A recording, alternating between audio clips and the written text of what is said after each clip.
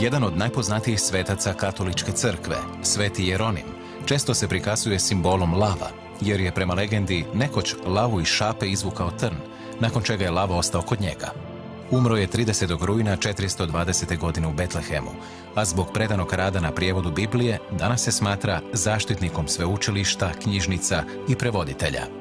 Sveti se Jeronim rodio u Stridonu u Dalmaciji. Učio je gramatiku i retoriku u Rimu. Dobro je poznavao grčki i hebrejski. Kad je postao tajnik pape Damaza, on mu je povjerio zadaću da priredi reviziju latinskog prijevoda Biblije. Jeronim se koristio svakodnevnim latinskim kako bi prijevod bio prihvatljiv širokim masama, pa je nakon godina rada nastao prijevod poznati pod imenom Vulgata. Revidirao je i preveo s grčkog većinu starozavjetnih knjiga, od novozavjetnih, evanđelja i još neke knjige. Zahvaljujući Jeronimovu prijevodu, Biblija je postala pristupačna cijeloj Europi i na njemu se temelje svi europski prijevodi do naših dana.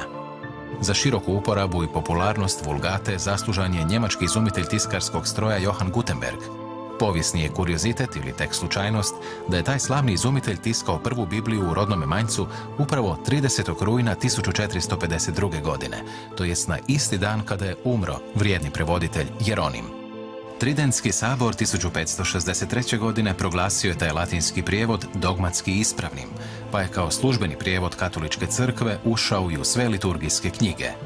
Gutenbergove Biblije, a do danas je sačuvano 48 primjeraka, najstariji su primjerci tiskanih knjiga i brižno se čuvaju u knjižnicama Europe i Amerike. Zahvaljujući Gutenbergovu tiskarskom stroju s pomičnim slovima, Jeronimova je Vulgata, tiskana na stranicama pergamenta i papira, ostvarila besmrtnost.